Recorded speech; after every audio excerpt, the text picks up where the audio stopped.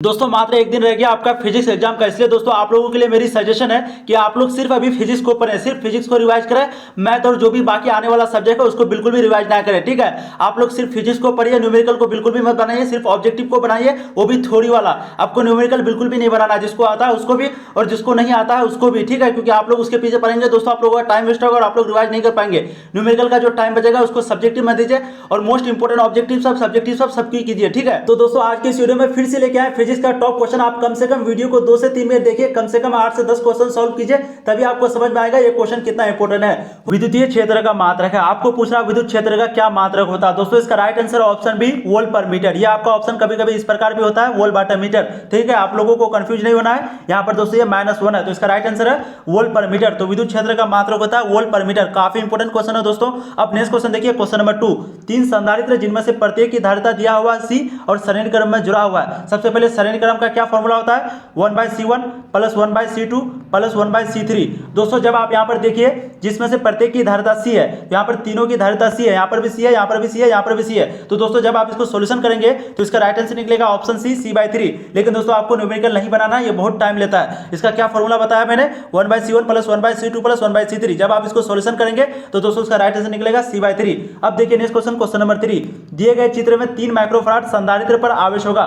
यहाँ पर कह रहा है कि 3 माइक्रोफराड है और ये भी श्रेणी क्रम में जुड़ा हुआ। ध्यान से देखिए यहाँ पर भी वही फॉर्मूला लगेगा, 1/C1 plus 1/C2 plus 1/C3। और यहाँ पर दोस्तों आपका विभव दिया हुआ 10 वोल्ट, ठीक है। यहाँ पर दिया हुआ 10 वोल्ट। जब दोस्तों आप इसको सॉल्व करेंगे, यानी कि क्वेश्चन नंबर 3 को जब आप सॉल्व करेंगे तो इसका राइट आंसर निकलेगा ऑप्शन बी 10 माइक्रोकूलम। लेकिन दोस्तों अभी आपको सॉल्व नहीं करना है बिल्कुल भी, आपको सिर्फ थ्योरी पढ़ना है और दोस्तों आपको रिवीजन करना है ऑब्जेक्टिव वाला, थ्योरी वाला, ठीक है। अब देखिए नेक्स्ट क्वेश्चन, क्वेश्चन नंबर 4।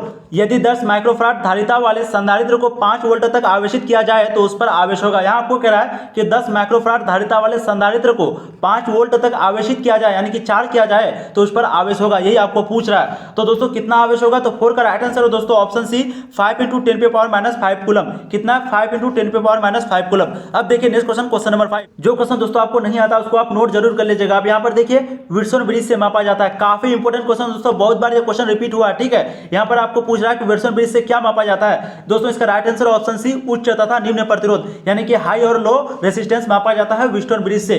काफी इंपॉर्टेंट क्वेश्चन दोस्तों, उच्च तथा निम्न प्रतिरोध मापा जाता है विल्सन ब्रिज से। अब देखिए नेक्स्ट क्वेश्चन, क्वेश्चन नंबर 6। 1 ओम प्रतिरोध वाले एक समरूप तार को 4 बराबर टुकड़ों में काटकर उन्हें समांतर क्रम में जोड़ दिया जाए तो संयोग का समतुल्य प्रतिरोध होगा।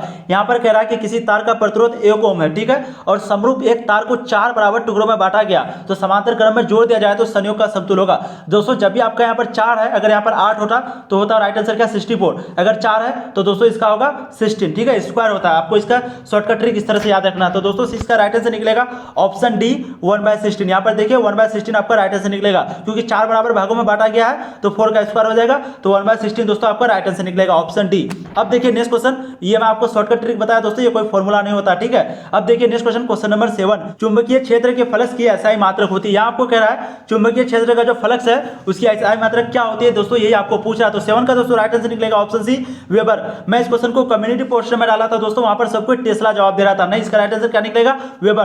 तो चुंबकीय क्षेत्र की जो फ्लक्स होती है उसकी एसआई मात्रक होती है वेबर। अब देखिए नेक्स्ट क्वेश्चन, क्वेश्चन नंबर 8। किसी लंबे सीधे धारावाही तार से प्रवाहित विद्युत धारा क्या होगी यदि तार से 10 सेम की दूरी पर उत्पन्न चुंबकीय क्षेत्र 2mt हो। यहाँ पर कह रहा है किसी लंबे सीधे धारावाही तार से प्रवाहित विद्युत धारा क्या होगी यदि तार से 10 सेंटीमीटर की दूरी पर उत्पन्न चुंबकीय क्षेत्र 2 मीटर टी हो, यानी कि 2mt हो, यही आपको पूछ रहा है। तो दोस्तों 8 का आपका राइट आंसर निकलेगा ऑप्शन बी। यहाँ पर देखिए 1000 एम्पियर, ठीक है। फिर से मैं कह रहा हूं दोस्तों आपको न्यूमेरिकल के पीछे भी नहीं पढ़ना है, वीडियो भी लंबी बन जाएगी दोस्तों, आप लोगों का टाइम भी वेस्ट होगा। अब देखिए नेक्स्ट क्वेश्चन, क्वेश्चन नंबर 9। इनमें से कौन अचुंबकीय पदार्थ है। यहाँ आपको कह रहा है इनमें से कौन अचुंबकीय पदार्थ है, ठोस, द्रव्य, गैस, कौन है। तो दोस्तों 9 का आपका राइट आंसर निकलेगा ऑप्शन ए ठोस। तो कौन है अचुंबकीय पदार्थ है आपका ठोस, ठीक है। अब देखिए नेक्स्ट क्वेश्चन, क्वेश्चन नंबर 10। स्वप्रेरकत्व का एसआई मात्रक होता है। फिर से दोस्तों वही क्वेश्चन रिपीट हुआ है, काफी इंपॉर्टेंट क्वेश्चन है।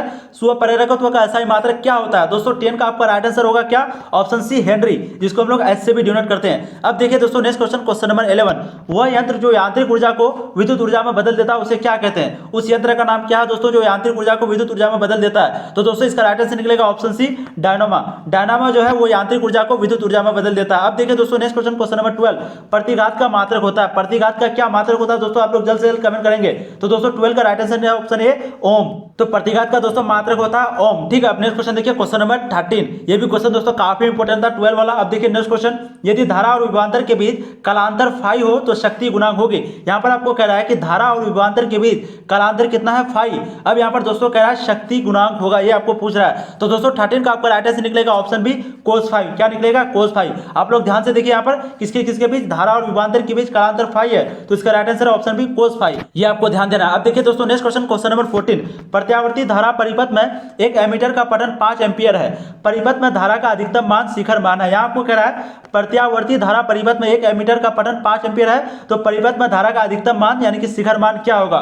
तो दोस्तों 14 का आपका right answer option C 5/2 ampere. 5/2 ampere ये भी न्यूमेरिकल है दोस्तों, इसके पीछे आपको नहीं पढ़ना। नेक्स्ट क्वेश्चन देखिए क्वेश्चन नंबर 15, विद्युत चुंबकीय तरंग के संचरण की दिशा होती है। यहाँ आपको कह रहा है विद्युत चुंबकीय तरंग के संचरण की दिशा होती है, किधर होती है। दोस्तों 15 का राइट आंसर होगा आपका option D E into B vector के समांतर, यानी कि ई क्रॉस बी। हम लोग इसको कैसे पढ़ते हैं, ई क्रॉस बी के समांतर होती है किसकी दिशा, विद्युत चुंबकीय तरंग के संचरण की दिशा। अब देखिए दोस्तों next question, question number 16, x किरणों के गुण वैसे ही हो जैसे, एक्स किरणों का गुण वैसा ही होता है जैसे अल्फा किरणें का गुण, जैसे बीटा किरणें का गुण, किसका गुण। तो दोस्तों 16 का आपका right answer option C gamma किरणों का गुण, यानी कि एक्स किरणों का गुण वैसे ही होता है जैसे गामा किरणों का गुण होता है। अब देखिए नेक्स्ट क्वेश्चन, क्वेश्चन नंबर 17, एक अवतल लेंस को पानी में डुबाने पर यह हो जाता है, क्या होता है, कम अभिसारी होता है, ज्यादा अभिसारी होता है, कम अपसारी पर। दोस्तों 17 का आपका राइट आंसर निकलेगा ऑप्शन सी कम अपसारी पर। तो एक अवतल लेंस को जब हम लोग पानी में डुबाते हैं तो उस समय हो जाता है कम अपसारी। अब देखते हैं दोस्तों नेक्स्ट क्वेश्चन, क्वेश्चन नंबर 18, एक सरल सूक्ष्मदर्शी से बना हुआ प्रतिबिंब होता है। यहाँ आपको कह रहा है कि एक सरल सूक्ष्मदर्शी से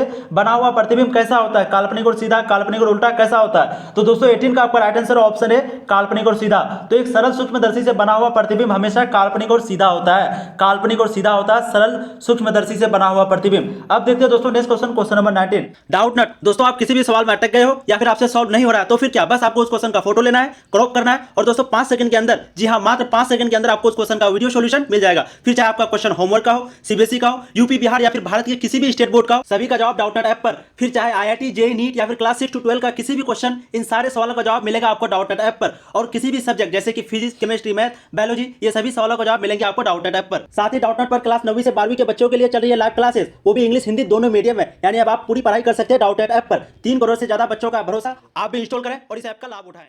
प्रकाश की अनुप्रस्थ तरंग की प्रकृति पुष्टि करता है। आपको यहाँ पर कह रहा है प्रकाश की अनुप्रस्थ तरंग की प्रकृति पुष्टि करता है, कौन करता है, व्यक्तिकरण करता है, परावर्तन करता है, ध्रुवण करता है। दोस्तों ये क्वेश्चन भी बहुत बार रिपीट हुआ है, तो 19 का दोस्तों राइट आंसर ऑप्शन सी ध्रुवण। तो प्रकाश की अनुप्रस्थ तरंग की प्रकृति पुष्टि कौन करता है, ध्रुवण जो है उसकी प्रकृति को बताता है, यानी कि पुष्टि करता है। अब देखिए दोस्तों नेक्स्ट क्वेश्चन, क्वेश्चन नंबर 20, निर्वात में प्रकाश की तरंग दैर्घ्य 64 एंगस्ट्रॉम है, ये क्या है, एंगस्ट्रॉम। तो जल का अपवर्तनांक है, तो जल में इस प्रकाश की तरंग दैर्घ्य होगी। आपको यहाँ पर कह रहा है कि निर्वात में प्रकाश की तरंग दैर्घ्य दिया हुआ 64 एंगस्ट्रॉम और जल का अपवर्तनांक है, तो जल में इस प्रकाश की तरंग दैर्घ्य कितना होगी, ये आपको पूछ रहा है, जल में कितना होगी दोस्तों इसका तरंग दैर्घ्य। तो दोस्तों 20 का आपका राइट आंसर निकलेगा option B 4800 angstrom. Right answer आपका ऑप्शन बी निकलेगा। अब देखिए next question, question number 21, electron volt मापता है। यहाँ आपको कह रहा है इलेक्ट्रॉन वोल्ट क्या मापता है, आवेश यानी कि चार्ज, विभवांतर, धारा क्या मापता है। तो दोस्तों 21 का राइट आंसर निकलेगा ऑप्शन डी ऊर्जा। तो इलेक्ट्रॉन वोल्ट जो है वो ऊर्जा को मापता है। अब देखिए next question, question number 22, hydrogen spectrum की कौन सी श्रेणी दृश्य भाग में पड़ती है। यहाँ आपको कह रहा है हाइड्रोजन स्पेक्ट्रम की कौन सी श्रेणी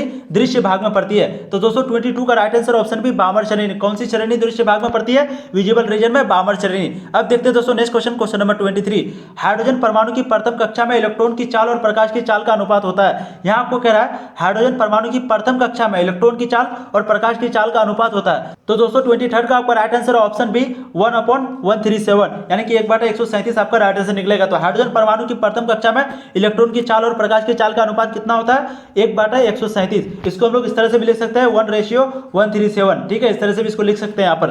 अब देखते हैं दोस्तों नेक्स्ट क्वेश्चन, क्वेश्चन नंबर 24, निम्नलिखित में कौन मूल कण नहीं है। आपको कह रहा है कौन मूल कण नहीं है, न्यूट्रॉन, प्रोटॉन, अल्फा कण या फिर दोस्तों एक ऑप्शन है इलेक्ट्रॉन। कौन नहीं है आप लोग जल्द से जल्द कमेंट करेंगे, काफी इंपॉर्टेंट क्वेश्चन है। तो दोस्तों 24 का आपका right answer option C alpha कण। दोस्तों अगर अभी तक आप लोगों ने चैनल को सब्सक्राइब नहीं किया तो चैनल को सब्सक्राइब कीजिए, क्योंकि जैसे आप एग्जाम देके आएंगे सबसे पहले आंसर की आपको यहीं पे मिलेगा और जब तक आपका एग्जाम खत्म नहीं होता तब तक आपको यहीं पे तैयारी कराई जाएगी। अब देखिए दोस्तों नेक्स्ट क्वेश्चन, क्वेश्चन नंबर 25, सूर्य की ऊर्जा का कारण है। आपको पूछ रहा है सूर्य की ऊर्जा का क्या कारण है, नाभिकीय विखंडन, नाभिकीय संलयन या फिर गैसों का जलना। तो दोस्तों 25 का आपका राइट आंसर निकलेगा ऑप्शन बी नाभिकीय संलयन। तो सूर्य की ऊर्जा का कारण है नाभिकीय संलयन। अब देखते हैं दोस्तों नेक्स्ट क्वेश्चन, क्वेश्चन नंबर 26, यदि ट्रांजिस्टर के धारा नियतांक अल्फा और बीटा हो, तो यहाँ पर आपको कह रहा है यदि ट्रांजिस्टर के धारा नियतांक अल्फा और बीटा हो तो क्या अल्फा बीटा बराबर 1 होगा या फिर बीटा 1 से बड़ा होगा या फिर अल्फा 1 से छोटा होगा, क्या होगा। तो दोस्तों 26 का आपका right answer option B beta beta जो है वो हमेशा 1 से बड़ा होगा और अल्फा 1 से छोटा होगा। तो यदि ट्रांजिस्टर के धारा नियतांक अल्फा और बीटा होगा तब यहाँ पर इस तरह का आपका ऑप्शन होगा, beta is greater than 1 and alpha is less than 1। अब देखते हैं दोस्तों next question, question number 27। NOR gate के लिए बुलियन व्यंजक है। दोस्तों यहाँ पर आपको पूछ रहा है नोर गेट का बुलियन व्यंजक। तो हम लोग जानते हैं यहाँ पर ये और है और ये एन है। और का क्या होता है, A plus B is equal to Y. और नोर का क्या होता है दोस्तों, ऊपर में आपका बार लग गया वो हो गया नोर। पहले हम लोग यहाँ पर ढूंढेंगे उस तरह से, इस तरह का कोई ऑप्शन है यहाँ पर दोस्तों, हम लोग देखिए यहाँ पर कोई ऑप्शन नहीं है। और एक चीज यहाँ पर दिया हुआ, यहाँ पर ध्यान से देखिए रिकरिंग। तो दोस्तों ये जो आपका होता है A plus B is equal to Y और ऊपर में जो ये बार होता है इसी को दोस्तों हम लोग कहते हैं रिकरिंग। ठीक है, इसी को रिकरिंग कहते हैं, मैं बार बार कह रहा हूँ। तो दोस्तों इसका राइट आंसर निकलेगा डी, क्योंकि ए प्लस बी रिकरिंग है, रिकरिंग यहाँ आ जाएगा और ये बराबर वाई का हो जाएगा। ठीक है, तो आपका ऑप्शन डी राइट आंसर होगा, आप लोगों को कंफ्यूज नहीं होना। अब देखिए दोस्तों नेक्स्ट क्वेश्चन, क्वेश्चन नंबर 28। प्रकाशिक तंतु का सिद्धांत है। यहाँ आपको कह रहा है प्रकाशिक तंतु का क्या सिद्धांत होता है, विवर्तन, व्यक्तीकरण, पूर्ण आंतरिक परावर्तन क्या होता है। दोस्तों 28 का आपका राइट आंसर हो जाएगा ऑप्शन सी, पूर्ण आंतरिक परावर्तन। क्या होता है प्रकाशिक तंतु का सिद्धांत, पूर्ण आंतरिक परावर्तन। अब देखिए दोस्तों नेक्स्ट क्वेश्चन, क्वेश्चन नंबर 29।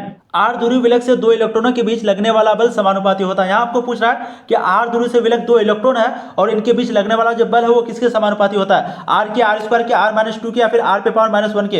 तो दोस्तों 29 का आपका राइट आंसर निकल जाएगा ऑप्शन सी, आर पे पावर माइनस 2 के। तो आर पे पावर माइनस 2 के समानुपाती होता है आर दूरी से विलक दो इलेक्ट्रॉनों के बीच लगने वाला बल। अब देखिए दोस्तों नेक्स्ट क्वेश्चन, क्वेश्चन नंबर 30। विद्युत फ्लक्स का विमीय सूत्र होता है। यहाँ आपको पूछ रहा है विद्युत फ्लक्स जो है उसका विमीय सूत्र यानी कि डायमेंशनल फॉर्मूला पूछ रहा है। दोस्तों काफी इंपोर्टेंट क्वेश्चन है, एक मैग्नेटिक वाला और एक विद्युत वाला। ये दोनों क्वेश्चन में से दोस्तों ये क्वेश्चन तो आपका पूछेगा ही 100%। तो दोस्तों यहाँ पर देखिए इसका right answer option B, ml3t-3 I-1। आप लोग ध्यान दीजिए ml3t-3 I-1 ये आपका राइट आंसर होगा, विद्युत फ्लक्स की विमीय सूत्र होता है ml3t-3 I-1। आप लोग रट लीजिए दोस्तों इसको, ठीक है। और एग्जाम से पहले जब आप जाइएगा एग्जाम देने तो एक बार जरूर इसको देख लीजिएगा, खास करके इसको और विद्युतीय वाला को और चुंबकीय वाला को। अब देखिए दोस्तों नेक्स्ट क्वेश्चन, क्वेश्चन नंबर 31। एकांक आवेश को समविमीय सतह पर x मीटर ले जाने में किया गया कार्य होगा। यहाँ पर आपको पूछ रहा है एकांक आवेश को समविमीय सतह पर यानी कि इक्विपोटेंशियल सतह पर, इंग्लिश में इसको इक्विपोटेंशियल कहते हैं। तो इक्विपोटेंशियल सतह पर x मीटर ले जाने में किया गया कार्य होगा। दोस्तों इसका राइट आंसर ऑप्शन सी 0। तो हम लोग समविमीय सतह पर कितना भी कार्य कर ले, कितना भी दूरी लेके चले जाए दोस्तों एकांक आवेश को लेकर, उसका राइट आंसर आपका सी होगा, ऑप्शन सी। तो किया गया कार्य हमेशा ऑप्शन सी यानी कि 0 होता है। अब देखिए दोस्तों नेक्स्ट क्वेश्चन, क्वेश्चन नंबर 22। आवेशित खोखले गोलीय चालक के अंदर विद्युत तीव्रता होती है। दोस्तों यहाँ पर आपको कह रहा है कोई खोखला गोला है और जो चार्ज किया हुआ है इसके अंदर चार्ज भरा हुआ है। अब आपको पूछ रहा है इसके अंदर विद्युत तीव्रता कितनी होती है। ठीक है, तो कोई चार्ज किया हुआ गोला है उसके अंदर विद्युत तीव्रता कितनी होती है। तो दोस्तों इसका राइट आंसर ऑप्शन सी 0। इसके अंदर कितनी होती है विद्युत तीव्रता, 0 होती है। तो कोई भी चार्ज किया हुआ खोलिए गोखला हो उसका राइट आंसर आपका ऑप्शन सी होगा 0। अब देखिए दोस्तों next question, question number 33। Cell का ईएमएफ मापा जाता है। आपको पूछ रहा है सेल का ईएमएफ यानी कि इलेक्ट्रोमोटिव फोर्स, इलेक्ट्रोमोटिव फोर्स। तो सेल का ईएमएफ किस तरह से हम लोग मापते हैं, कौन चीज से, वोल्टमीटर से, विभव मापी से, किससे। तो दोस्तों 33 का आपका राइट आंसर हो जाएगा ऑप्शन डी, वोल्टामीटर से। वोल्टामीटर से, आप लोगों को कंफ्यूज नहीं होना, ईएमएफ हम लोग वोल्टामीटर से मापते हैं, वोल्टामीटर। ठीक है, वोल्टमीटर नहीं, वोल्टामीटर। अब देखिए दोस्तों next question, question number 34। Kirchhoff का धारा नियम किस राशि के संरक्षण सिद्धांत से संबंधित है। आपको पूछ रहा है किरचॉफ का जो धारा नियम है वो किस राशि के संरक्षक सिद्धांत से यानी कि वो किस सिद्धांत पर कार्य करता है। तो दोस्तों 34 का आपका राइट आंसर आएगा ऑप्शन सी, आवेश। तो किरचॉफ का जो धारा का नियम है वो आवेश के संरक्षण के सिद्धांत से संबंधित है, रिलेटिव है। अब देखिए दोस्तों next question, question number 35। Electron volt में मापा जाता है। इलेक्ट्रॉन वोल्ट को हम लोग शॉर्ट फॉर्म में ईबी लिखते हैं। तो इलेक्ट्रॉन वोल्ट में किसको मापा जाता है, विभवांतर को, आवेश को, ऊर्जा को। तो दोस्तों 35 का आपका राइट आंसर निकलेगा ऑप्शन सी, ऊर्जा को। तो इलेक्ट्रॉन वोल्ट में हम लोग ऊर्जा को मापते हैं। उम्मीद करता हूं दोस्तों ये सभी क्वेश्चन आपको काफी इंपोर्टेंट लगा होगा। इसी तरह का क्वेश्चन मैं दोस्तों फिजिक्स, केमिस्ट्री, बायोलॉजी का भी ऑलरेडी अपलोड किया हुआ है चैनल पे, आप लोग जरूर जाकर के देखिए। ठीक है, फिजिक्स का अब तक 12 वीडियो हो चुका है दोस्तों, आप जरूर जाके देखिए। अगर आप सभी वीडियो को देख लेते हैं तो 100% दोस्तों उम्मीद है अगर आप कुछ भी नहीं पढ़े तो 60 से 70% क्वेश्चन सॉल्व हो जाएगा। और दोस्तों वहीं अगर आप पढ़ें तो आपका रिवीजन फुल्ली हो जाएगा, इसलिए आप लोग वीडियो को जरूर देखिए। और दोस्तों आंसर की भी आपको सबसे पहले इसी चैनल पे मिलेगा, इसलिए चैनल को सब्सक्राइब कर लीजिए।